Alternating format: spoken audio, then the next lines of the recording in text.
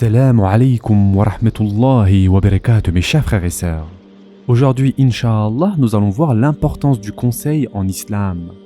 Et en effet, Allah Azza wa Jal dit dans le Coran: par le temps, l'homme est certes en perdition, sauf ceux qui croient et accomplissent les bonnes œuvres, s'enjoignent mutuellement la vérité et s'enjoignent mutuellement l'endurance. Sourate Al-Asr, versets 1 à 3.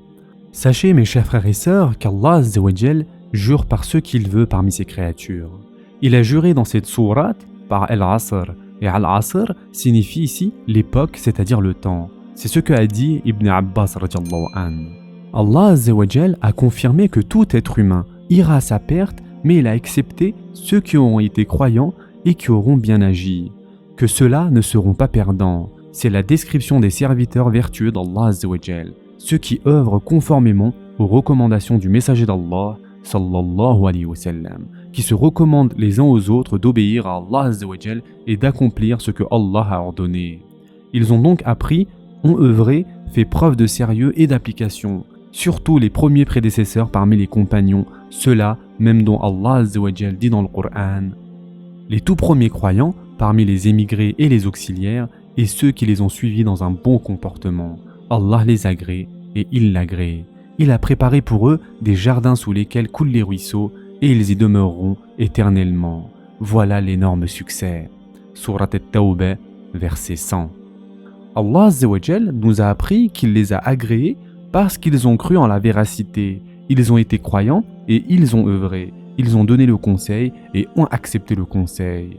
Il convient donc pour nous, mes chers frères et sœurs, de prendre exemple sur le messager d'Allah sallallahu alayhi wa sallam et de prendre exemple sur ses honorables compagnons, ceux qui se donnaient le conseil les uns aux autres par recherche de l'agrément d'Allah subhanahu wa ta'ala. Ainsi, un frère donnait le conseil à son frère et un ami donnait le conseil à son ami. Chacun d'entre eux était comme un miroir pour son frère musulman.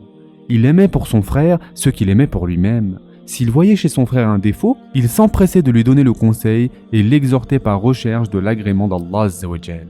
Et celui qui recevait le conseil, de son côté, ne faisait pas preuve d'orgueil de sorte à refuser le conseil, car ils savaient tous que s'ils écoutaient le conseil, s'ils remerciaient celui qui le leur avait donné et qu'ils l'appliquaient, le profit serait éminent pour eux-mêmes.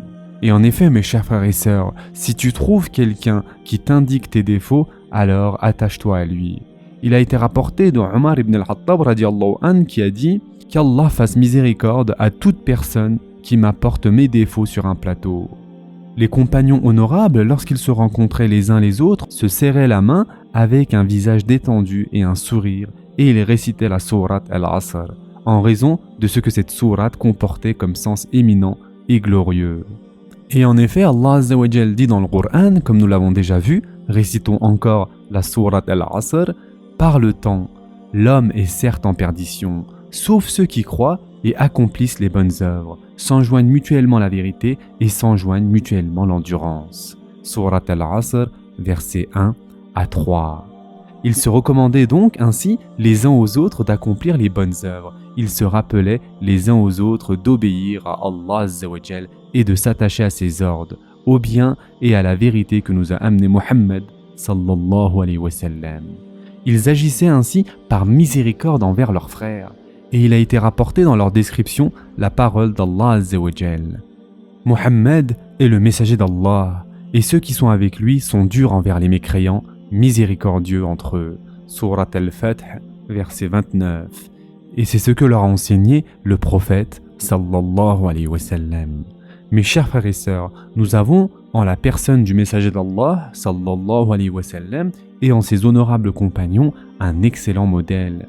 Nous demandons de pouvoir nous donner le conseil, nous recommander la piété à l'égard d'Allah Azza wa Jal, d'accomplir ses ordres, d'éviter ce qu'il a interdit et d'accepter le conseil. Le prophète sallallahu alayhi wa sallam a dit: le conseil est fondamental dans la religion. Et ce hadith a été rapporté par Muslim. Il a été dit: pourquoi faire? Le prophète sallallahu alayhi wa sallam a répondu: pour que les gens obéissent à Allah Azza wa Jal et suivent son livre et son prophète, pour les imams des musulmans et pour le commun des gens. Et nous avons une autre parole d'un grand savant, mes chers frères et sœurs, dans lequel il a dit: le conseil c'est-à-dire an-nasiha, est un mot dont le sens est très large, qui englobe le fait que celui qui donne le conseil veuille le bien pour celui qui reçoit le conseil, et qu'il agisse en bien envers lui. Le conseil d'obéir à Allah Azza wa Jal, c'est de croire en son unicité, de lui attribuer les attributs de perfection et de gloire qui sont dignes de lui et de l'exempter de tout ce qui s'y oppose et qui les contredit, d'éviter de lui désobéir, d'accomplir les actes d'obéissance envers lui et ce qu'il agrée en étant sincère, d'aimer dans le cadre de ce qu'il agrée et de détester dans le cadre de ce qu'il agrée, d'appeler à cela et d'inciter à le faire. Le conseil pour suivre son livre, c'est de croire au livre, de le glorifier, de l'exempter de tout défaut, de le réciter correctement, de s'attacher à ses ordres et à ses interdits, d'apprendre ses connaissances et ses sagesses et de méditer à propos de ses versets. C'est d'appeler à s'y conformer et à le défendre contre la falsification de ceux dont les cœurs est empli de haine et contre les offenses de ceux qui agissent contre la religion. Le conseil de suivre le messager d'Allah sallallahu alayhi wa sallam est proche de cela. Il s'agit de croire en le prophète, en ce qu'il a amené, de le glorifier, de le prioriser, de s'attacher à lui obéir, de revivifier sa sunna, de la propager, de contredire ceux qui l'ont contredit et ont contredit sa sunna, de soutenir ceux qui l'ont soutenu et qui ont soutenu sa sunna, de chercher à s'embellir par les qualités qu'il possédait, de se comporter comme il se comportait et d'aimer sa famille, ses compagnons et ceux qui est de cet ordre. Le conseil pour les imams des musulmans, c'est-à-dire à leur calife et à leur guide, c'est de les aider à faire valoir le droit et de les obéir dans ce cadre-là, d'attirer leur attention et de leur faire le rappel avec douceur et courtoisie, de se garder de se rebeller contre eux, d'invoquer Allah Azza wa Jal pour qu'il leur accorde la réussite dans le bien et d'inciter les autres à le faire. Le conseil pour le commun des musulmans, et il s'agit ici des gens en dehors des gouverneurs, il s'agit de les guider vers ce qui est de leur propre intérêt, de leur enseigner les sujets de leur religion et de leur bas monde, de ne pas dévoiler leurs défauts et leur intimité, de combler leurs besoins, de leur soutenir contre leurs ennemis, de les défendre, de se garder de les trahir et de les jalouser, d'aimer pour eux ce que l'on aime pour soi-même et de détester pour eux ce que l'on déteste pour soi-même, et ce qui est de cet ordre. Qu'Allah Azza wa Jal nous accorde à tous la force de le faire. Parmi les exemples de conseils, il y a ce qui est parvenu de l'imam al-Shafi'i, qui avait fraternisé avec Mohammed ibn Abd al-Hakam al-Misri. Il entretenait avec lui des relations très cordiales.